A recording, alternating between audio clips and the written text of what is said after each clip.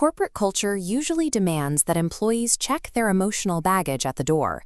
You show up, hide your stress, and perform. But for a team working in addiction recovery, trying to enforce that kind of emotional sterility is impossible.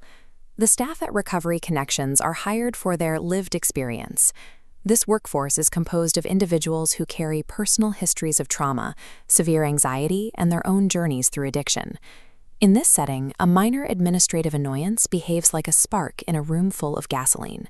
When an orderly input, like a noisy office, strikes a psychological barrier, it triggers a trauma response that radiates through the team. Left to funnel downward, these unmanaged waves create a high-pressure environment that can push staff toward a personal relapse. Relying on standard corporate etiquette in this environment creates a vulnerability that the team cannot afford. To maintain long-term focus and sobriety, they have replaced professional distance with a specialized psychological structure known as the container. To see how the container functions, consider an incident involving an employee named John. Overwhelmed by a noisy coworker while on a phone call, John slams a door, storms out, and begins stewing in his own frustration. In a typical office, this generates water cooler gossip.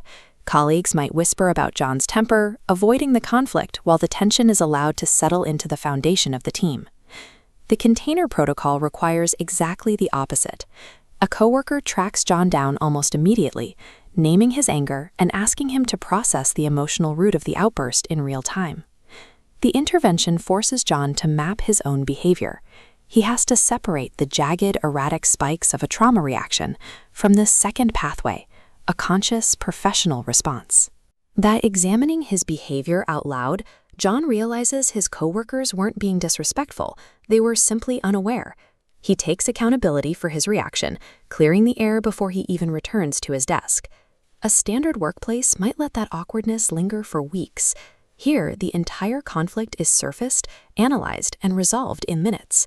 Surfacing these petty grievances immediately prevents them from accumulating into the heavy, toxic burdens that destroy employee motivation.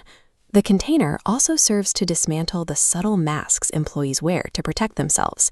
Take Emma, who instinctively hides her expertise behind a layer of self-deprecation and constant apologies. Instead of offering comfort, the facilitator sharply confronts her, describing her self-doubt as a manipulative way to avoid the responsibility of her own brilliance. It is a deliberate shock designed to pull her out of a protective psychological habit. Psychological safety in this culture is about breaking down artificial safety nets. It requires a level of discomfort that allows employees to build authentic self-worth. This emotional architecture also changes how the team views mundane tasks. Daniel, an administrator battling severe anxiety, initially saw his role as simply managing spreadsheets in the background. The coaching process pushed Daniel to analyze the human cost of administrative errors. He began to see the healthcare system not as data, but as a series of gates that either open or close for people in crisis. This flowchart links the back office to the front line. Organized files reduce friction, saving the hourglass time needed for protective interventions. As the pulse flows, Daniel sees his spreadsheets form the infrastructure preventing people from getting lost. His accuracy ensures the system response. When an employee recognizes their desk job as a critical gear in a larger, life-saving machine, their intrinsic motivation becomes a permanent part of their professional identity. Corporate wellness is often associated with sterile break rooms and mandated social events, but a true coaching culture relies on a circle of well-worn chairs and a commitment to difficult, raw vulnerability. A functional container neutralizes toxicity by treating human messiness as an operational reality. The goal shifts from hiding emotional friction to processing it as a standard part of the workday. This architecture creates a workforce that stays engaged because they are seen and challenged by their peers every day. They aren't just performing a job, they are maintaining a community. Take a moment to assess the communication patterns in your own team. Does your current culture have the capacity to hold the actual emotional weight of its people? An organization is only as strong, and its people only as motivated, as the psychological container it has the courage to build.